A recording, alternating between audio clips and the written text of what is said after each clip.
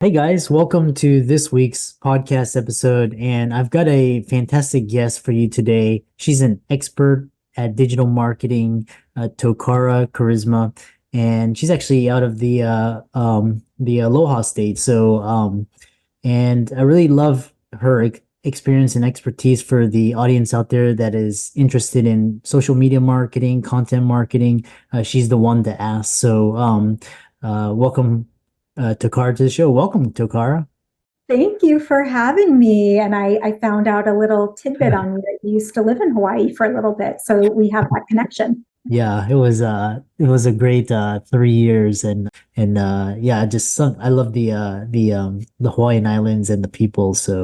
But talk about your journey, and because I know you're originally from LA, marketer, and then now you're living life in Hawaii, and how you what the work that you do.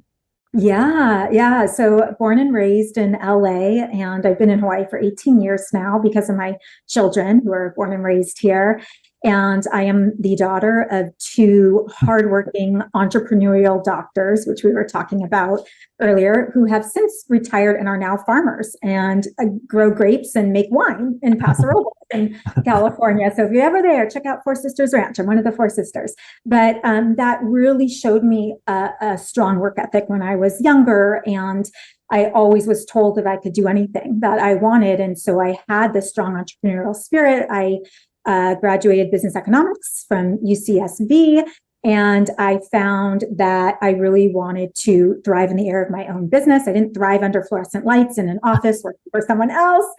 So I did start an e-commerce business many years ago, 2007, as a solution to a problem where I couldn't find clothing for my baby. That was when I was pregnant with my firstborn. And so that turned into an international business. It was quite successful, and e-commerce wasn't even a thing yet.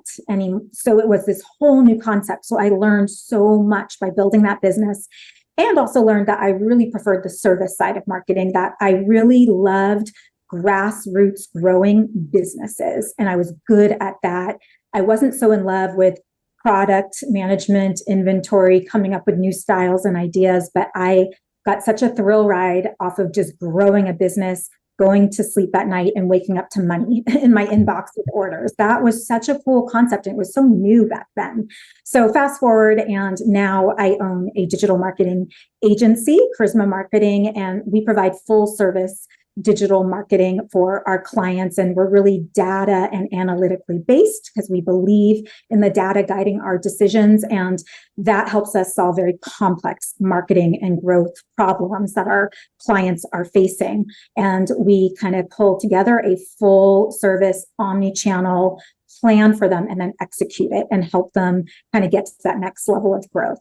Yeah, really fascinating. And we're going to talk about AI and data analytics. And so one thing is, as a marketer, like marketing, you have to be very quick on your feet, and there's so many trends. It's almost like fashion. How do you've successfully managed to keep ahead of these trends, and how do you do it? And what emerging trends do you see dominating here and throughout, and how to stay competitive as a business? Yeah, I would love to take credit for that I'm on the cusp, but I would say 90% of that was luck in my life. I just got into certain industries right before they really hit hard. So I'm blessed in that way. And what I see now as we're doing this interview, and it's, mid 2024, AI is a huge thing. As we all know, everyone's talking about it. It's been around for years and years and years, but ChatGPT just really put it on the map.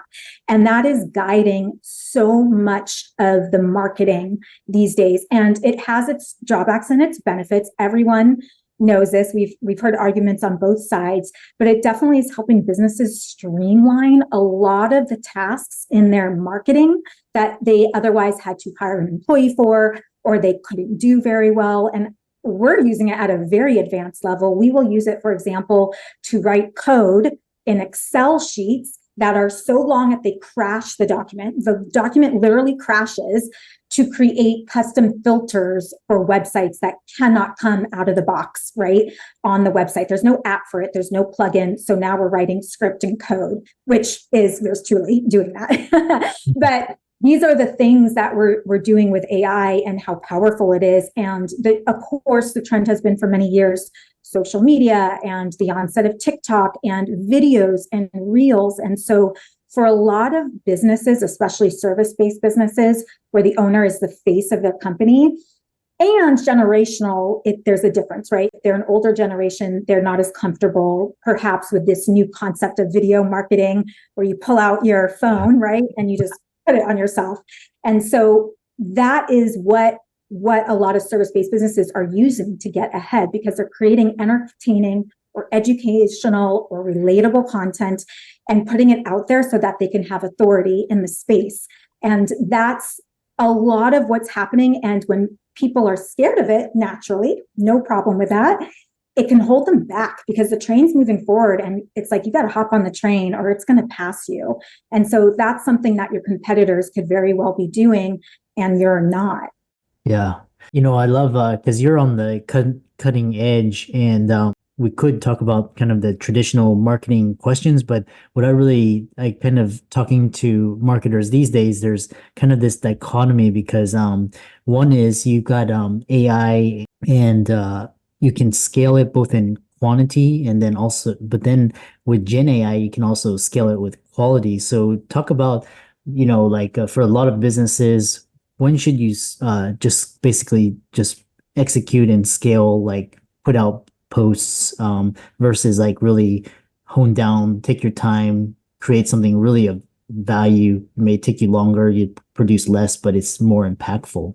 Yeah. And I mean, it's a great question, because I imagine a lot of people listening today are perfectionists, like guilty as charged, right? So we take too much time doubting ourselves. And really, I'm just speaking from my own experience, but we don't go forward because it's not good enough or perfect enough, but the thing is someone's going to see it on social media and forget it the next day. So it's a lot of times we're standing in our own way when it comes to that. However, quality versus quantity.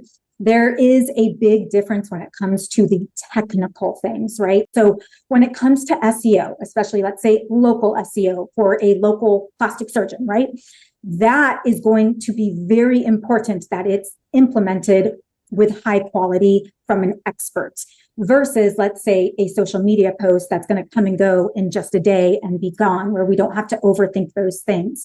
So it's a matter of weighing the ultimate benefits of the project at hand. If it's something where quality is going to drive your business far, like having a quality agency versus someone who's inexperienced, well, then we want to take time with that, right? And be very matter of fact about it and execute it properly. But then there's other things where it just get it out, push it out. You just have to, otherwise you're just getting in your own way. So there's ways to do this, and there's ways to create quality content from these AI tools if you prompt them the right way.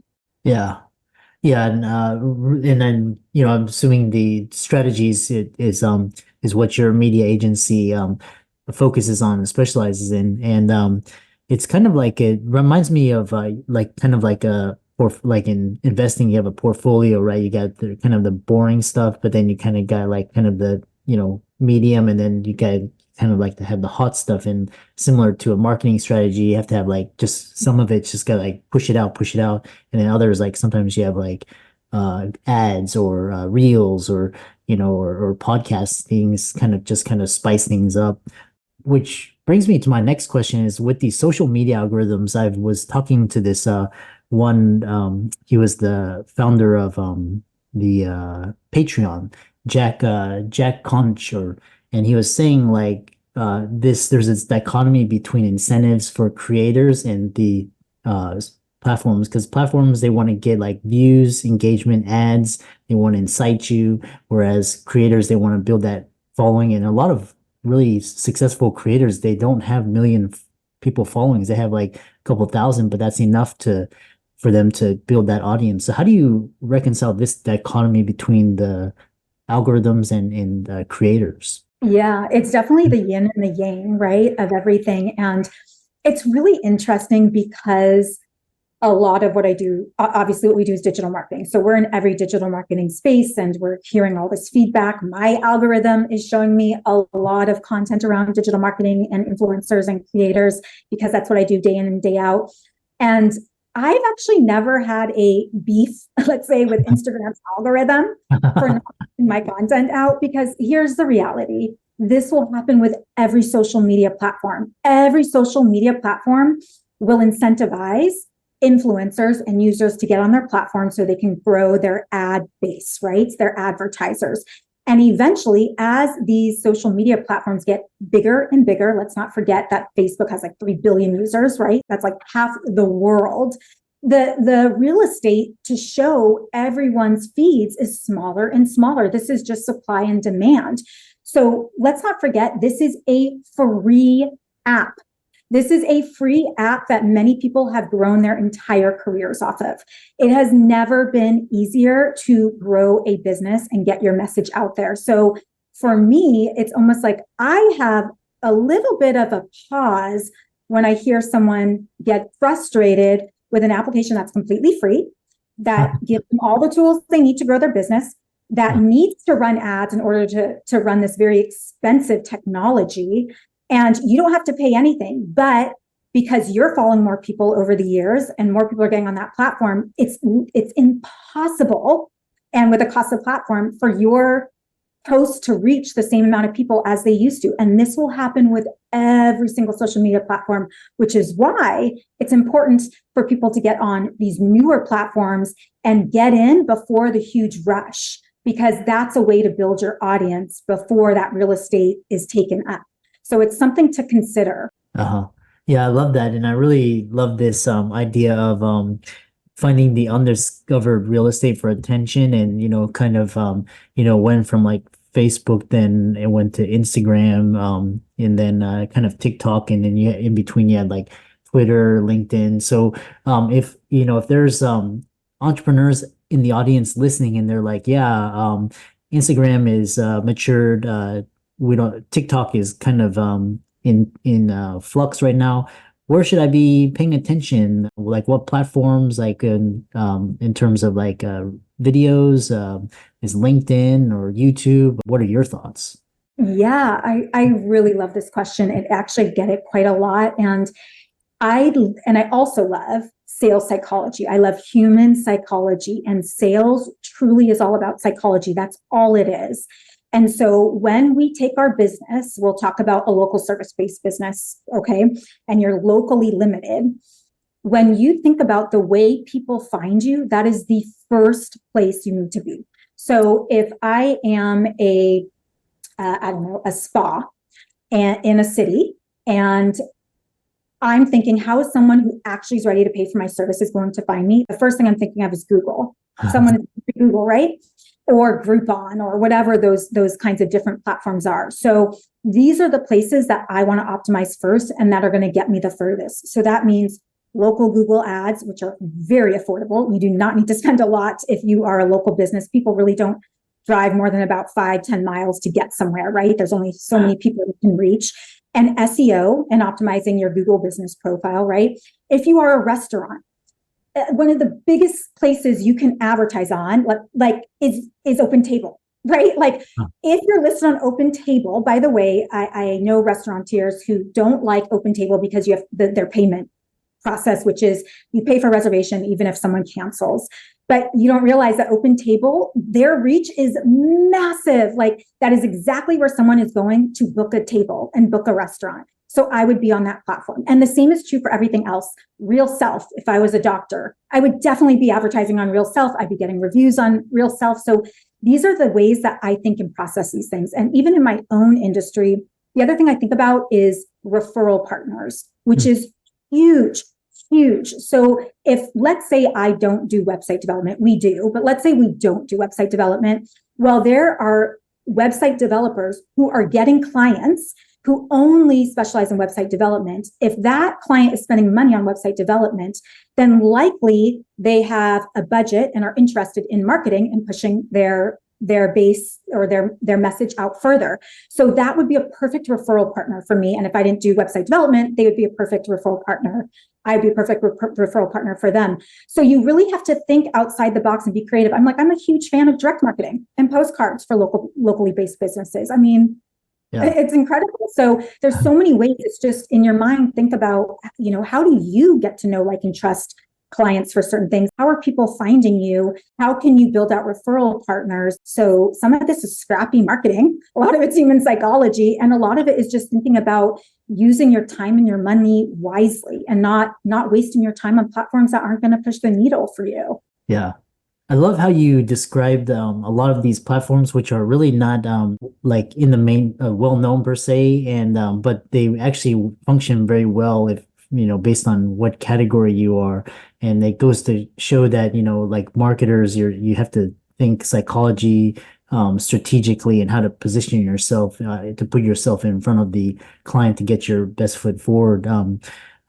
Really interesting. How can people find you and reach out to you, check out your business, see if they want to work with you, and so on and so forth?